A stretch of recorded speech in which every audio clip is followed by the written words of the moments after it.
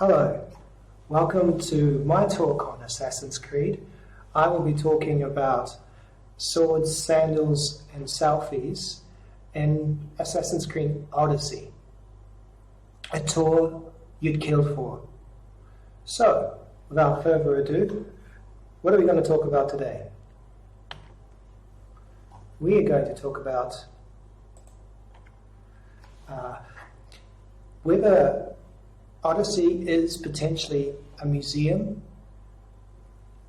or a collection and recovery of lost worlds.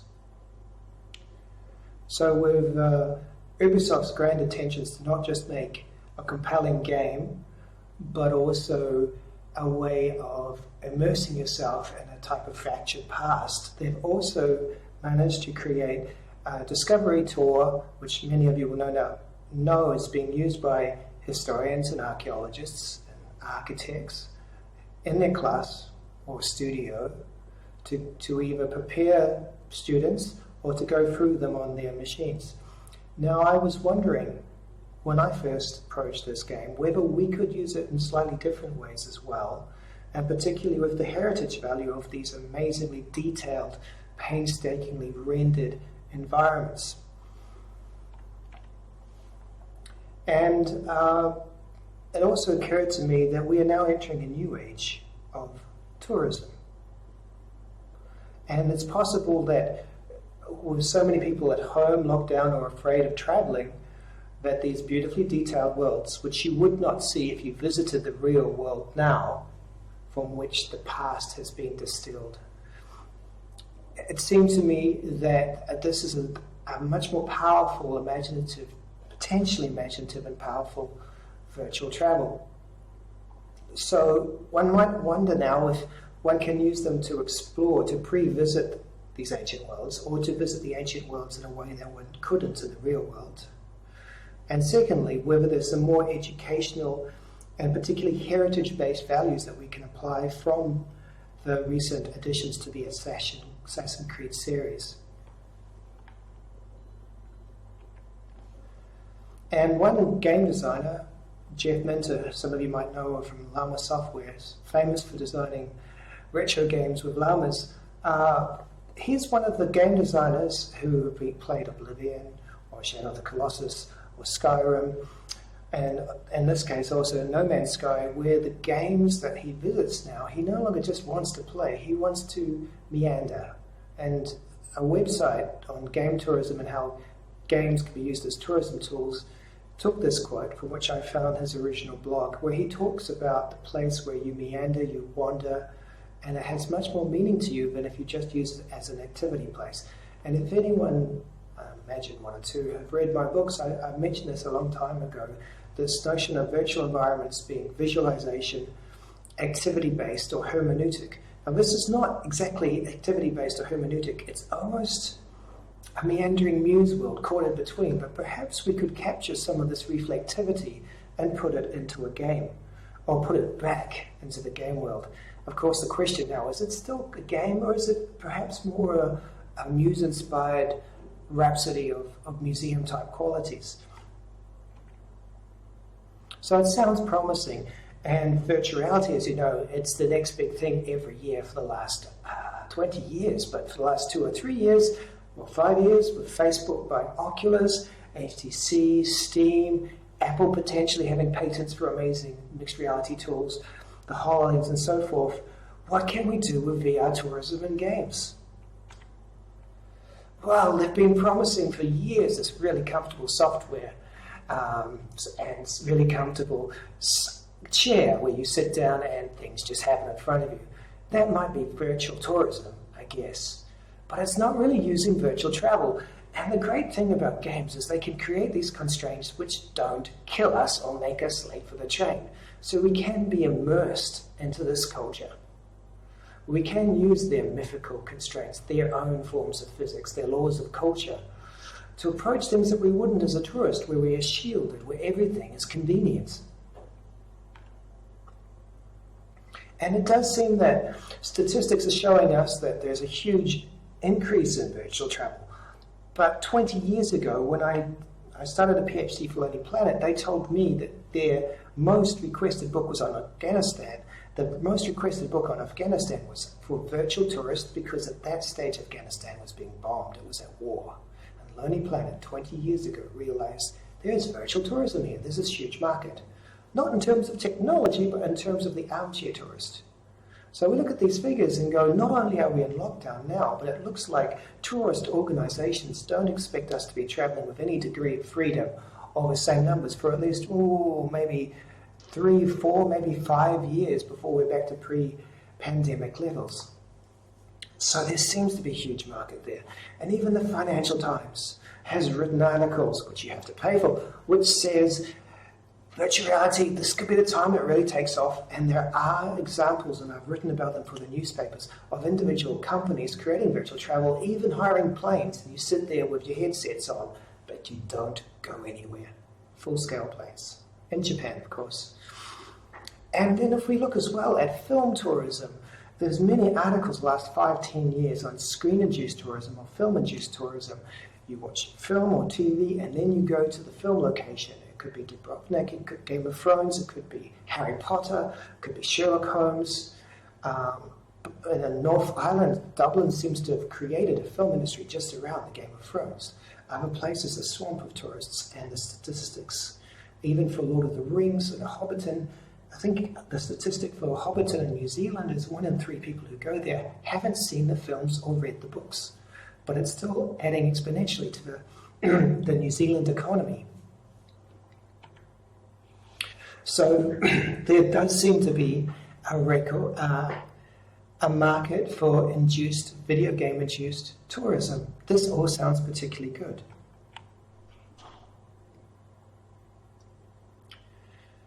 And there has been studies in the last 2, 3, 4 years which has looked at how games like Assassin's Creed has inspired people to go to the locations in which these historical type games are based. And they have used a schema such as in tourism review, the serendipitous film tourist, the general film tourist, and the specific film tourist, for example. But they haven't quite made that leap. The people have gone there, many serendipitously. They've already played the game, but it doesn't really push them to go there, according to this article. So many of these articles are saying this will be the big thing, but we can't quite prove it, or it's not yet quite clear that gamers are really a big tourism market. But they are. And Stalker is a really interesting example because, as I understand it, the original game designers designed Stalker based on Chernobyl to show people Chernobyl, but to discourage them from going. Unfortunately, it had the opposite effect. There is many bubbles and cults which have gone into Chernobyl based on Stalker the film. Sorry, Stalker the game. Not a film, not documentary, not the TV series that's been more recent. That has also enhanced tourism. But Stalker the game for the last early 1990s, so nearly 30 years, has been inducing these gamers and gamers aficionados to go to Chernobyl, even though parts of the forest are still radioactive and there are mushrooms that can kill you. So there's a lot of illegal tourism, there is some sort of political activity, there are people who unofficially live there, ex-locals and re-ex-locals who live there. They make vodka there, apparently without radiation, but there are still many parts of Chernobyl which are extremely dangerous for us. And the scientists have their gear stolen and vandalized. Buildings, top secret buildings, potentially highly radioactive buildings are gone into by tourists who do not even wear suits. But for 20, 30 years, there has been this game-induced tourism which has only recently been acknowledged, perhaps because of The Witcher and other games as well, which have also induced tourism. And of course, Ubisoft have already thought about this, and they've created, when they launched Odyssey, they already created a travel assistant for you, which, if you don't mind, I will play the trailer for.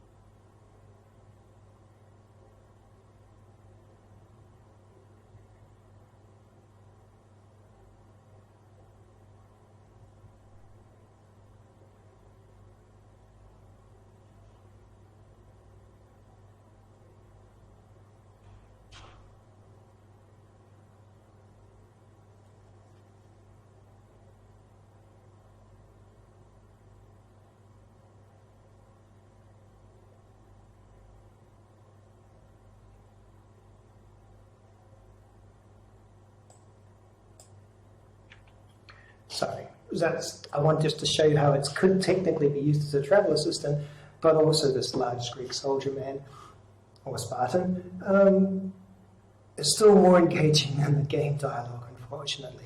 But the game is wonderful for many reasons, and many people have written websites and blogs about what they love about the game. But one thing that they don't like, well, I'll put it at the end, but many of the things they list are not cultural. They are in terms of how Odyssey makes things easier than earlier series like Origins and so forth. But it's also about the mods in particular. What are the great things about the mods? And it's all to do with appearance and convenience, to make it easier for you to go about and film mechanics. Sometimes there's aspects of affirmation, which is in the game, and the mods, the Assassin's Creed mods add as well. For example, your own sharing section when you use a bow and arrow on a pirate ship. And there's different ways of potential worldfulness of things happening independently of your own narrow missions, where you find out about things on the peripheral of your focus. That's quite rich and permeable. But then there's other things like, I wish we had more fashionable underpants on the main characters and so forth. So you could argue that people are still not really being immersed in what was culturally or socially appropriate then. But then, of course, they also released the story creator mode, which is quite powerful. I'll just show a little bit of it, if you don't mind.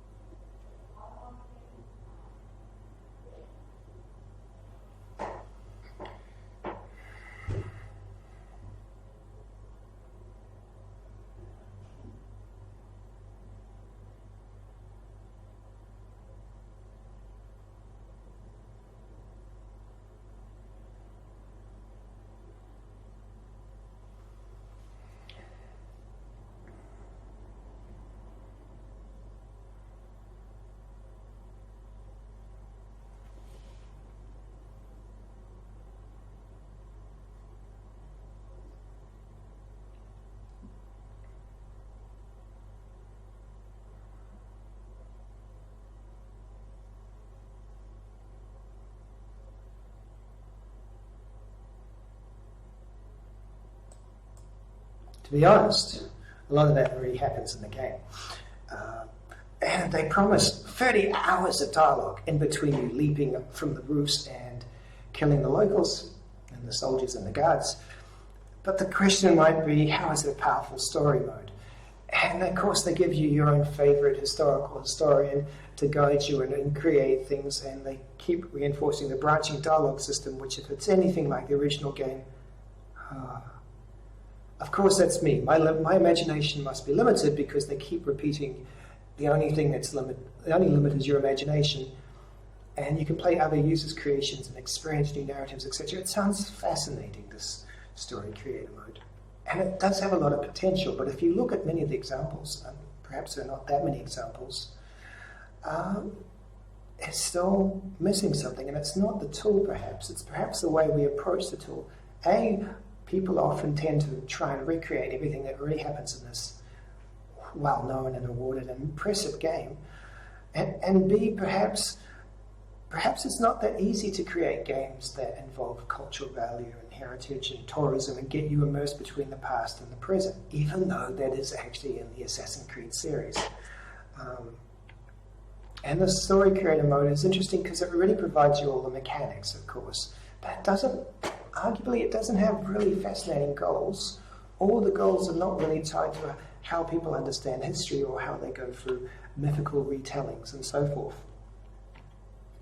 So last year, for workshops in Italy and other places, I created a workflow where I tried to work out the basis of creating history and heritage games to teach to other people. And it seems to me that there is work to be done in modifying the framework in terms of asking people what is the culturally significant elements, then the mechanics, how the mechanics are helped or hindered towards goals, and then how the goals and the mechanics and the affordances and constraints extend and deepen in complexity and difficulty.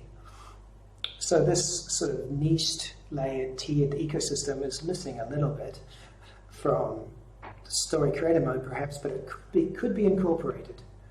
And there is these elements in Assassin's Creed and perhaps in modes and mods where you think perhaps we could use a story creator mode in terms of machinima as a parody or a deep dive under the Pavlovian behavioral responses of games. And if you read my chapter in the Machinima Reader, I talk about that in terms of machinima or machinima, using the conventions of the game against it, or the conventions we take on board without really thinking through. So there's a great deal of possibility there, I still think, in terms of commentary and comparing past and present perspectives, values, etc. And yet the mods, many mods that we see, are still mostly based on appearance and skill. Luckily, there's some interesting developments in terms of escape rooms and the way Assassin's Creed is almost becoming a potential transmedia experience. And I find that particularly fascinating because you could argue the escape elements of the game are limited because of frustration on the player, the interface issues of keyboard, joystick, controller, etc. And with an escape room, we could create a much more social environment and potentially more spatially immersive, historically spatially immersive environment. Of course, there's also problems with VR in terms of, for example, the PlayStation 5 playing backwardly compatible games, and in terms of VR. We won't get into that, but as far as I know at the moment, it's a bit of a mess, and that could affect what I want to do here. So in 1 minute, I'm going to tell you, I believe we can create more culturally significant places with Assassin's Creed story creator mode, or with mods, or with some sort of transmedia escape room situation, whereby people become more immersed in being socially responsible for and caring for their environment, their game environment. And this example here is Xbox controller controlling NPCs which respond to you as a puppeteer tells a story. So you can have an audience, a puppeteer controlling the characters, and a game-like environment teaching rituals. You could do many of these things, I believe, inside something like Assassin's Creed. Oh, forgive me for going too fast. I believe, in essence, that Assassin's Creed could, more than just appearance and skills, teach this element of how culture itself could be transmitted, but also how fragile these cultural objects are.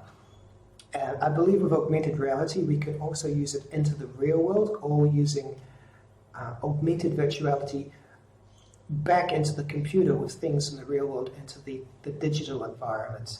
And I've got a book coming out next year, plug, which might explain this, and also the article coming out next, JOCCH, compares the last game, Origins, to Juan's Saxon game, Never Alone in Heaven's Vault, where I try to explain how culturally significant presence could be built more into these games. And I believe that we could also use it for tourism.